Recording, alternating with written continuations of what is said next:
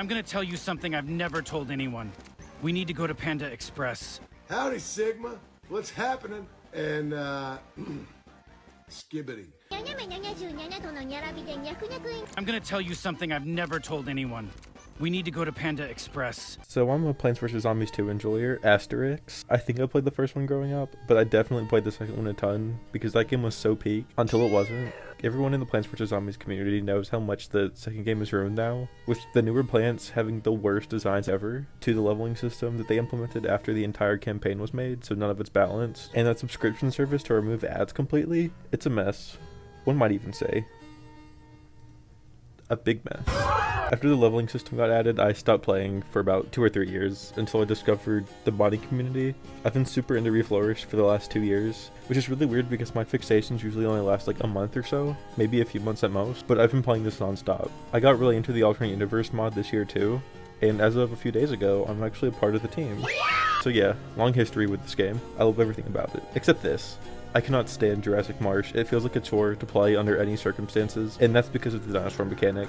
Just going off of vanilla, we have 1 new zombie for this world that barely has an ability, and then 5 dinosaurs, 3 of which basically have the same ability, just push every zombie over halfway across the lawn. And then the T-Rex just does this with extra steps. And the pterodactyl has an actually unique ability, except it's not fun when 7 super tanky zombies get dropped to the back of my lawn. The plants are super unbalanced too. Every original version of these plants gets outclassed by the primal version. I don't care if they increase the sun cost by like 1. It's fun to use overpowered plants sometimes, I guess, but it doesn't make the best genuine gameplay experience. I appreciate most mods nerfing the dinosaurs since they desperately need it, but they're still the most annoying thing to deal with. Especially since their only direct counter is a slow recharge plant that only covers 1 lane. The one thing I actually enjoy about this world is the music. It's all around pretty great, but the harmonica, if you know, you know.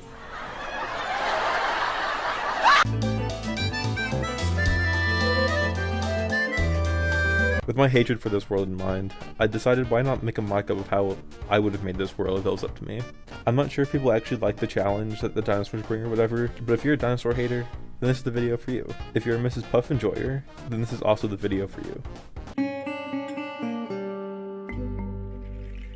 So in case it wasn't obvious, the dinosaur gimmick is gone. Trying to think of what this world's mechanic could be was difficult because it's just so hard to imagine this world with anything but dinosaurs. Then I got my idea from just staring at the background for 30 minutes and decided why not play into the marsh side of the world. So this world's main thing is water, but in a way that's different from the pool levels or big wave beach. There would be streams to generate in a plethora of ways, the most basic just being a river along the column. The secondary gimmick would be currents. They can form at any time and begin pushing every plant and zombie with the flow of the stream. I imagine programming this will be pretty similar to the wind in Frostbite Caves, so you can have full control of when the currents occur when designing a level, and they can be as intense or lengthy as you want them to be. Gameplay wise, these currents would act really similar to the slider tiles for zombies, and like this big wave beach boss attack for plants. They can even move things across multiple tiles if they last long enough, but the average current would only move things by 1 tile. If something is brought to the end of the current, they will be thrown off the board. Flying plants and zombies would be immune to the currents, as well as big plants like tallnut and broccoli, and then large zombies such as mechs, gargs, and dinos. Now that we've got the world set up, I'll go ahead and show you my fantasy plant lineup.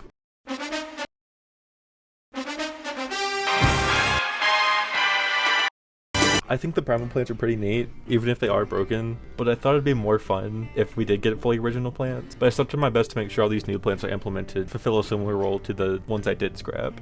But that being said, the first plant unlocked in this world is the cycad pult. It lobs heavy cycad seeds at zombies and send them for a bit, basically just taking the place of primal pea shooter. It can't knock back zombies, except for his plant food where he fires 5 large seeds that have splash knockback damage. They will also be launched at slight angles so that they have a chance to hit zombies in other lanes. It also has a little bonus ability where it'll damage zombies that are eating it, similarly to Endurian. This isn't meant to be used as its main function since it still has average health. It's more of just a neat little detail that can be useful in niche scenarios, like getting some extra last second damage in on a low health zombie. Believe it or not, he is based on the cycad, an extremely ancient tropical plant.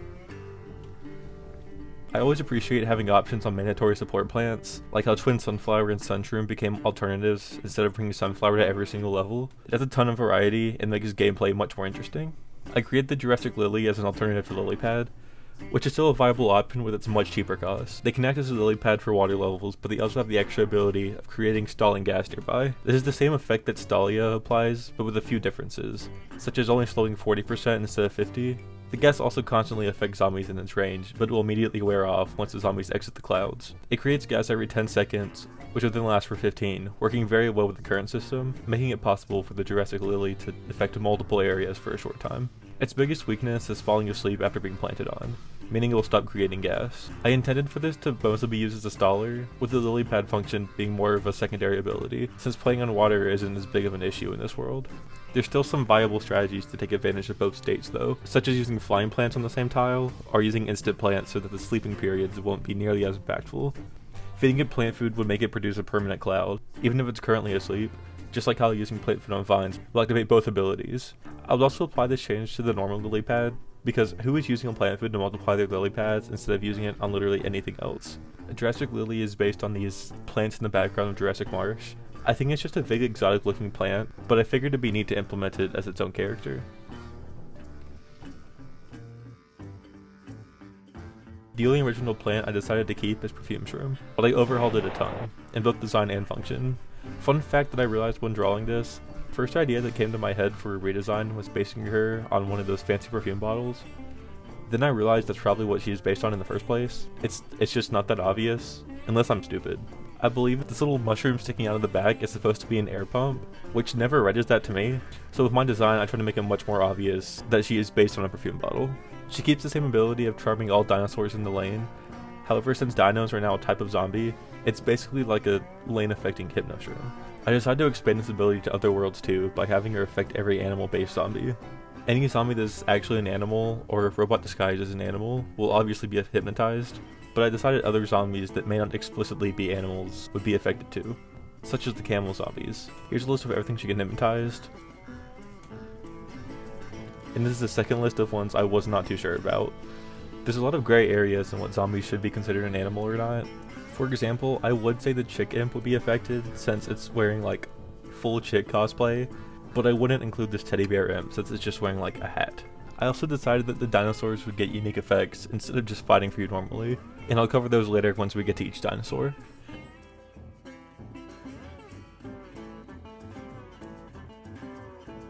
Up next we have another mushroom, the Ray Shine. This takes Primal Sunflower's place as another sun producer option, but it decided to make him the most complex. He costs 50 sun and produces sun based on zombie density in his lane. This seems really hard to balance, especially coming from someone who isn't an actual game developer, so I'd appreciate any notes if this seems really broken or janked. The starting production amount will be 25, then if there are at least 4 zombies in its lane, his production would increase to 75. At 10 zombies, the amount would reach 100. Whenever you're prompted with a huge wave of zombies, all ray shines would enter a hyper state where they produce sun a bit faster, until most of the wave is defeated. In order to balance him a bit, I gave him the same health as a puff shroom. Reflourish likes to balance some of its sun producers by decreasing its health, and I think that's really neat. Feeding ray shine plant food would cause him to shoot a beam down the lane, causing all zombies to drop 25 sun, basically like a slower tomato that affects the lane without the stun. This little guy is based on reishi, an Asian based mushroom that's used in medicine.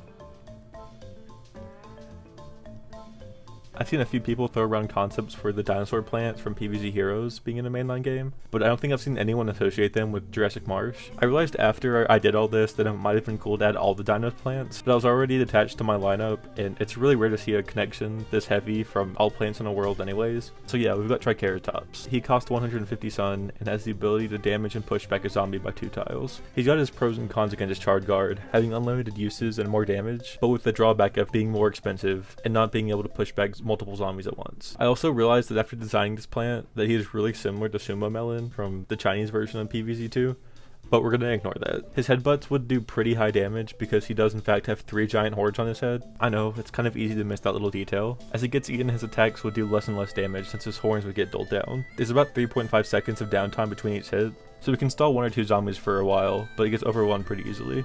I decided he could also fit into the large defensive plant category, so it can be planted in the water and even resist the currents. Feeding him plant food would give him armor and recovered health just like every other defensive plant, but he would also do a huge headbutt, knocking back all zombies in his range by 5 tiles and doing huge damage. He's based on a carrot. Carrot. Carrot. Carrot. The last 3 plants of this world are all pre-existing plants. just with a few little tweaks. Our first of the three being Meteor Flower. I think its rework and reflourished is neat, but I'm not the biggest fan of manual plants, so I prefer its rodent behavior seen in vanilla. One thing I did have to change was the plant food. So along with its Meteor Storm, it would just stun all dinosaurs for 5 seconds. I thought about maybe it could just scare all dinosaurs back to the start of the board, but I thought it might be a little bit broken. But let me know what you think after we cover the dinosaurs. Meteor Flower is based on the Verbena bonariensis.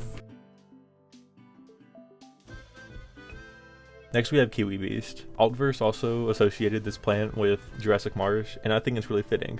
I did redo his design to make him look more primitive, and I also gave him the ability to stun zombies in a 3x3 area when at full growth. I gave him another little niche ability where he is big enough to survive in water at full size. The only time this would really be helpful though is if he gets moved by a zombie into the water after taking enough damage to grow to full size. I changed his plant food to be a bit of a transformation. The attack speed would be doubled for 1 minute and he would radiate purple shockwaves instead of green. He would also begin to grow a stage every 15 seconds, so his plant food still causes growth, but over time instead of instantly. Feeding him would also regenerate his health to full. In case it wasn't obvious, he is based on a kiwi. The last plant unlocked is Snap Pea. I thought he would be thematically on point with this world, especially with this prehistoric redesign I gave him. I decided to make him the last plant unlocked since he wouldn't do too well against the dinosaurs in this world, given that he would have to use his secondary attack against them. The only thing I changed about him was giving him the ability to chomp zombies in the water. He still can't be planted there himself though. And another obvious one, he is based on a Snap Pea. That's the plants covered. I adore this little bunch, and I personally love the redesigns I did to some pre-existing plants. Now we can go ahead and move on to the zombies.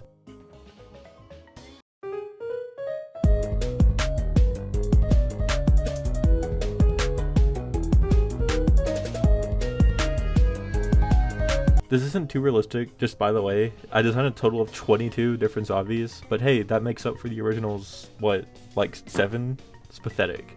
The classic zombies are all pretty much the same functionally, just with some design changes.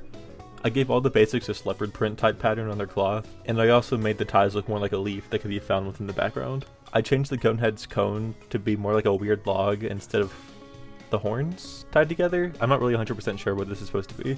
The bucket head is the same, but I gave it the extra ability of being immune to magnet shroom, since it is just a rock with a bucket painted on it after all. Lastly, I changed the type of skull on the fossil head. I swapped it out with an Ankylosaurus one since I decided to remove that dino completely. This is my least favorite dinosaur in vanilla, by the way. Whoever thought this was a good idea, you need to go sit with your nose in the corner. The Jurassic Imp is still the same as well, just with a slightly different outfit and some moss on his head. That way he matches with the Jurassic Gargantuar. I changed a few of the patterns on his outfit and added the moss to a few spots. I also made him hairier than he appears in game.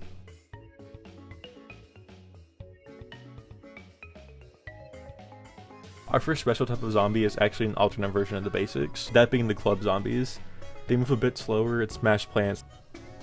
They crush plants instead of eating them.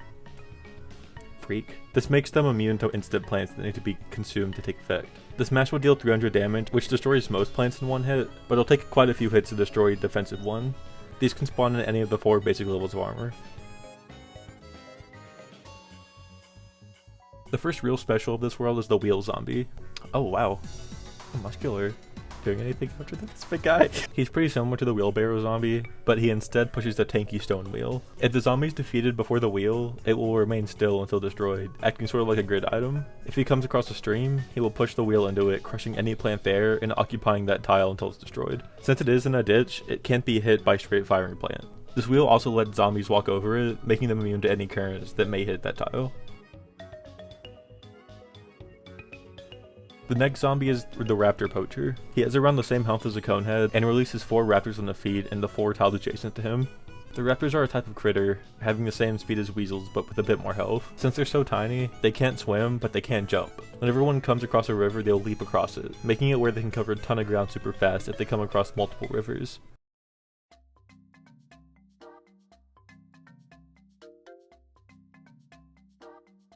The last 5 specials for this world are the dinosaurs and their jockeys. This group of zombies is very similar to the mechs from Far Future, high health, slow moving targets. These are sort of an upgrade though, as they will drop the zombies that was riding them on the feet. These zombies aren't particularly weak either. The dinos are big enough to walk over streams unless they are 2 columns wide, and they can be moved by the currents if they are in one of these wide rivers. Up first is the most standard of the bunch, the Stegosaurus. It's just a high health, slow moving zombie. Its most unique trait is that it carries 2 zombies, the Stegosaurus tamer, and a random basic zombie. It will drop both on defeat. This is the only dinosaur that doesn't get a special ability when hypnotized. It will just turn around and behave like any other hypnotized zombie. Our next dino is the Triceratops. When it encounters a plant, it would knock it back by 1 to 4 tiles. Kind of like the punk zombie, but slower and with a varying range. If there's a river within its knockback range, it'll target that tile and attempt to drown the plant it's tossing. If there's no empty tiles, the Triceratops will simply knock the plant off the lawn. When defeated, it drops its tamer, which has the health of a conehead. When hypnotized, it will turn around and begin ramming zombies that are close to it, with an attack very similar to the Triceratops. Considering there's 2 Triceratops beings here, I figured it'd be cool to give them a unique interaction. If they do cross paths, they would start dueling, infinitely stalling each other, until one's defeated by other means. Next is the Pterodactyl and the Pilot Imps. This is a type of ambush zombies that would fly above the lawn and drop a protected imp into your defenses. It also has a small chance to spawn carrying a wheel, crushing whatever planet it lands on. It can still be charmed by Perfume Shroom, where it will carry the imp off the lawn, and then come back with a treat for you. This can either be a vase with a random Jurassic seed packet inside of it, a bag of 100 sun, or 1 plant food, that being the rarest one. The next zombie is the Montosaurus, inspired by the card from PvZ Heroes. This is another sort of ambush zombie. It would spawn on a river tile and act as a wall for zombies. Because of its height, it can block straight projectiles and also lob the ones if they're launched at the wrong angle. If you hypnotize him, he will turn around and act as a wall against zombies instead, no longer blocking plant attacks. The last dinosaur is the T-Rex. As much as I love the puppy T-Rex, I decided to change him into a sort of gargantuar of dinosaurs. He'll chomp any plant in front of him, instantly destroying it. He's extremely tough and gains several abilities at 25% health. He will throw the T-Rex gladiator to the back of the lawn, then roar, causing the terrified effect to apply to every zombie in a 3x3 area. He'll also get a speed boost of his own. This felt a little bit too busted to be hypnotized normally, so instead he would have to take two hypno strikes for it to affect him. The first one would just slow him down a bit, then the second charm turns him to your side. He will now chomp zombies it comes across, and once at low health, will terrify zombies into running off the line. He still gains his speed boost at this point. The last thing I wanted to talk about was a few level ideas I had. I haven't fleshed out the normal ones, but I have a few special objective and minigame ideas to show off. I had 2 ideas for some Save Our Seas levels. In the first, you have to protect the Jurassic Lily. It would spawn at the start of one really long stream and make its way all around the board throughout the level. You'll need to constantly adapt your defenses to wherever it's moving and deal with a pretty frequent zombie movements too. I imagine he would get closer to the right as the level goes on, so it gets more dangerous as it goes. He would end the level on the last tile, but it would be timed out to where he cannot be thrown off the line if you take too long. The other idea I had was a simple one where you protect 2 plants in the top and bottom rows. There would be a lot of currents and rivers on the right side, so most zombies would end up in one of these rows. Another idea involves 2 or 3 active currents in the leftmost lanes, meaning anything planted here would get thrown off pretty quickly. This idea feels more like a special alt-first level, that being the Berserk T-Rex attack. This level would prompt you by saying an enraged T-Rex shows up on the last wave. This T-Rex spawns in its enraged form, but still has full health, so you would have to spend the level preparing for this dangerous encounter. Some instant plants would probably have to be banned as well, since it would be really lame if you could just plant 2 explosive plants and then beat the main challenge. For the main minigame of this world, I've called it Stream of Seeds, sort of based on its writing seeds from PvZ 1. This is a choose your seeds level with 2 rivers near the center of the lawn that you cannot plant in. Instead, random seed packets can be found floating downstream. These levels would have really dense zombie attacks due to the stream of free plants you'll be getting. If you don't act fast enough, these seeds will float off the lawn. Also, these would not drop any sun if you shoveled them up. Alternate versions of this minigame could throw in more rivers or even choose specific plants to give you. I think it's a really versatile minigame that could be a lot of fun to play and customize. I'd love to hear what you guys can think of in terms of level design with this mechanic. That's everything I've got to say about this concept, so I hope you found it interesting, especially if you hate this world as much as I do. Thank you for watching. I make other game design stuff, mostly Mario Kart, but I'd appreciate you checking it out. Consider supporting me on Ko-Fi if you'd like. I've got a bunch of sneak peeks and such over there. I hope you have a good day, and like this.